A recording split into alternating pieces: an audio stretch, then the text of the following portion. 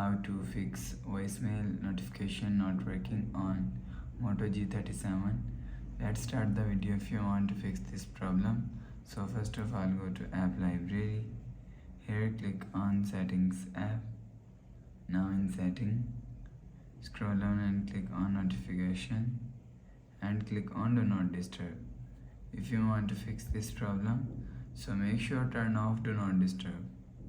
After turn off do not disturb, go back to home screen. You will see your problem is solved. But if it's not solved, if you want to fix this problem, go to app library. Here click on settings app. Now in setting, scroll down to and click on system and click on reset phone. If you want to fix this problem, so reset all settings and enter phone pin. Click on this icon. You will see your problem is solved.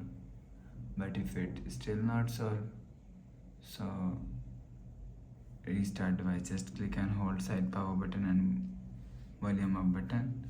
Click on this restart icon. Again tap on this restart icon. You will see phone is restart. After restarting, enter phone pin. You will see a problem is solved. But if it's still not solved, click on again settings app. Click on notifications and allow notifications. After allow notifications, go back to home screen. So you will see your problem is solved.